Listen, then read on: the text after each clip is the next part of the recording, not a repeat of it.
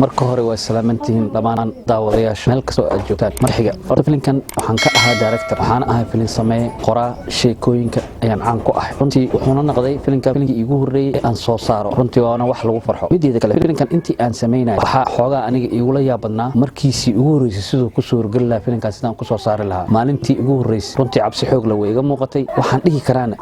waa maalin xusuus iga mudan wali qalbigayga ku taala ma iloobay waxaan rabaa inaan hore u sii socdo insha Allah taala waxaan ka rabaa inay ii sheegtid waxyaalaha kaaga qosolka badnaa inta riwaayada jireysay waa sax waa su'aal isweydiin mudan way dhacday dhowr mar ayayna dhacday laakiin qisadaas waxa igu sii qosolka badnaa waa maalintii ugu dambeysay filimka aan duubay oo wiilka aan la dagaalay markaan soo xoosto runtii waan yaabaa jilliinkaas wuxuu ahaa jilliin cajiib ah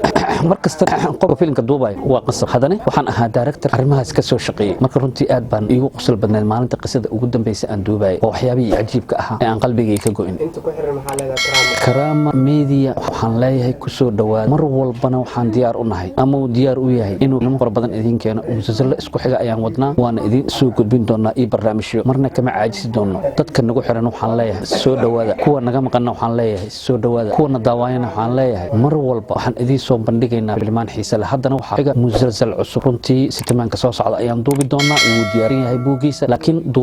duubistiisa ayaa nagu qaadanaysa laakiin markii uu dhamaado waxaan aad ugu rajo weynaa haddii ilaahay ka raali noqdo inaad musalsalkaas daawan doontaan insha Allah waxaa tahay jilaayaasha filimka baxar waxaa tahay qof ka qaatay kaalin libaax waxay la tahay jiliinka ugu horeeyay inuu yahay oo aad ka jisid aana kasoo dhex muuqato Karama Media صح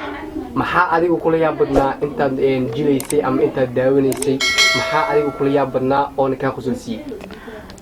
waxa igula yaab badnaa igana qosolsiiyay videogeega ugu dambeeyay aan oo macnaha mise videoga dhamaadka ah oo aan ku keenay riwaayada waa videogaasna wuxuu ahaa videogan u doonayna Karama gabadha iyo aabaheeda iyo aniga Karama waxna kala qabsaday videogaas igu qosolka badnaa waxa igu yaab badnaa aniga oo aan ku jilaayay inaan gabadh lamaana la ahay waliba gabadhaasi ay macnaha oo igu xijeesay muddo bil aan jaanisay siiso taas igu yaab ka badnaa dadku kugu fiirsanay dadka i fiirsanaayo dadka mar walba igu xiran waxaan leeyahay waan idin salaamaa meel walba dunida ka joogtaan ku soo dhawaada Karama Media iyo aniga waa Abees Maxamed Usmaan oo idin leh mar labaad iyo mar saddexaad iyo mar afraad iyo mar shanaad ku soo dhawaada Karama Media